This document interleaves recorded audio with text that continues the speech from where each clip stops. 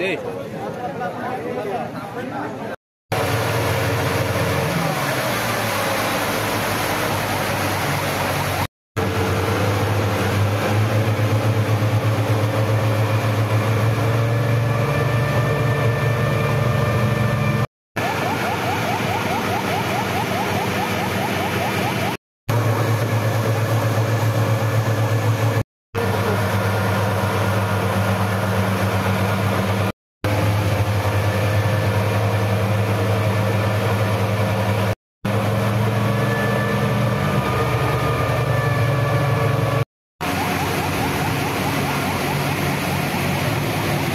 আমার দাবি আসতেছে যে এই যে রাসমেলায় এসে যে একটা মন্দির আছে রাসের জন্য মন্দিরে আসি, এই মন্দিরটা একটু সংস্কার মন্দিরটা যদি হয় আর একটু গান বাজনা যদি হয় তাহলে মানুষের আনন্দ।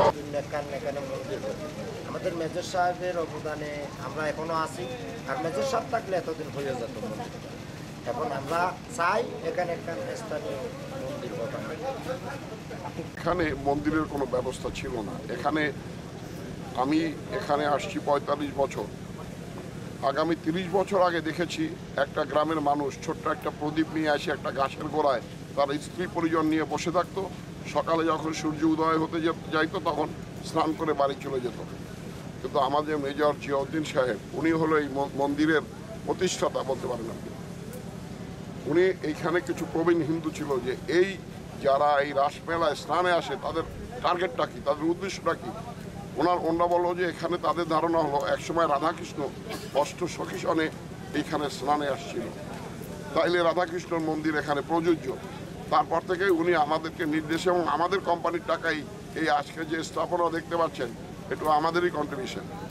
ফরেস্টের যে বিধান রয়েছে রক্ষা করা, সেই বিধানকে একদিকে যেমন মানা, সেই আইনটাকে মানা, অন্যদিকে হচ্ছে যে পুণ্যার্থীদের জন্য সেই রাসমেলা উন্মুক্ত রাখা, সেখানে ভাবগাম্ভীর্য রক্ষা করা, কিন্তু রাসমেলাকে ধরে একেবারে মানুষের ঢল নামা এবং সেটার মাধ্যমে ডিপ ফরেস্টের যে একটা নেতিবাচক প্রভাব, সেখানে প্রাণীর প্রজনন ব্যবস্থার মধ্যেও একটা নেতিবাচক প্রভাব পড়ে যায়।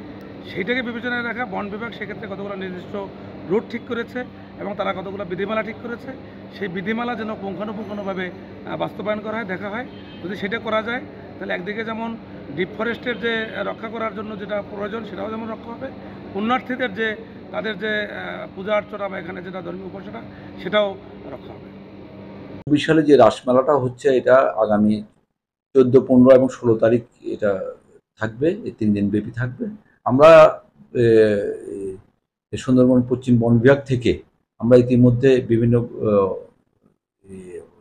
প্রোগ্রাম গ্রহণ করেছি, বিশেষ করে আমাদের বনের যাতে ক্ষতি না হয় এবং বন্যপ্রাণীর যাতে ক্ষতি না হয় সেদিকটা দেখা, এবং রাস পূর্ণিমায় এই অনুষ্ঠানে যারা যাবেন, বিশেষ করে তীর্থযাত্রীরা যারা যাবেন তাদের যাতে নিরাপদে এবং নিরাপত্তা পায় সেই দিকটাই আমরা সবচেয়ে বেশি খেয়াল রাখছি। পাশাপাশি আমরা তাদেরকে একটা নির্ধারিত রুটও আমরা দিয়ে দিচ্ছি, বিশেষ করে নলিয়ান থেকে শিবসহ হয়ে ওরা পশুর হয়ে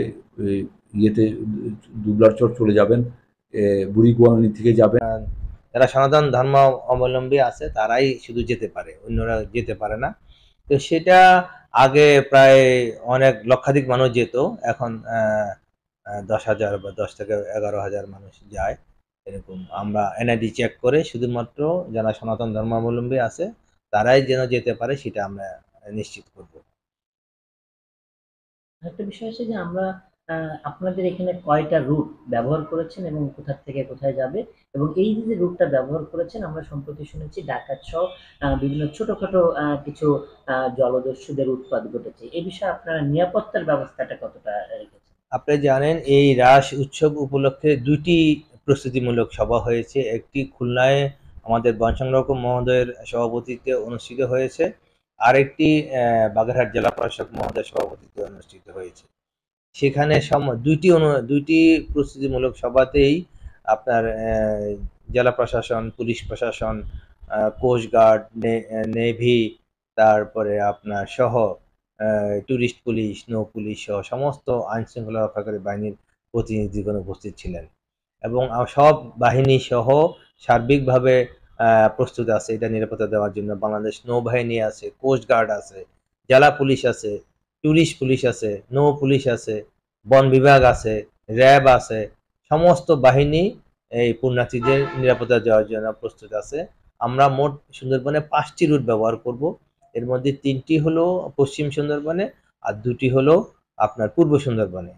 এবং আমরা গত বছরেরও মানে অ্যানালাইসিস করে দেখেছি যে ম্যাক্সিমাম পুণ্যার্থী মংলা হয়ে যায়, মংলা মানে ঢাংমারি হয়ে চাঁদপাই হয়ে তিনকোনা আইল্যান্ড হয়ে দুবলা চলে যায়। এবং আমরা দেখেছি 90% যে আপনার পুণ্যার্থী এই রুটটি ব্যবহার করে। এটার প্রতি আমাদের সার্বিক নজরদারি থাকবে।